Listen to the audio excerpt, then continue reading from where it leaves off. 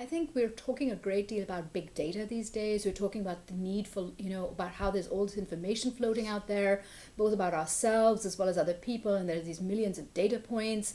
And I think Silver is perhaps the single best advocate that I can think of for talking about big data. Because what he's really saying is that your single data point is interesting, but when you have so many data points, it becomes a much, much more powerful predictive tool. And so it's not just an abstract conversation about big data, but it's really about taking different points of information, aggregating them, and then, at least in his case, getting a much better picture than you would have gotten had you done, say, one poll or one survey.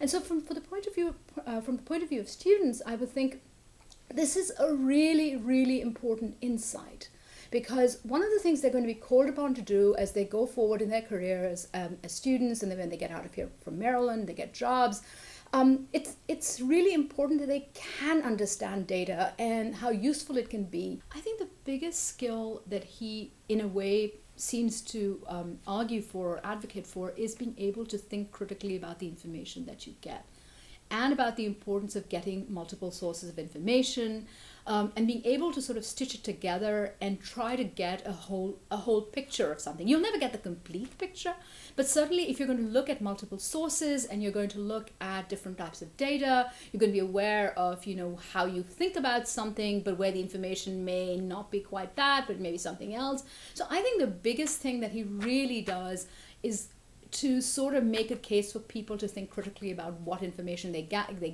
how they get it, and how they evaluate it.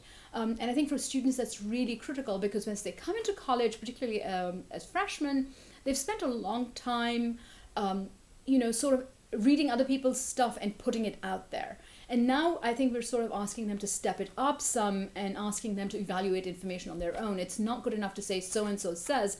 It's really important to be able to take different pieces of information and create an argument for a position or against a position. And so I think one of the biggest things that Silver's book does is to get students to think in that way.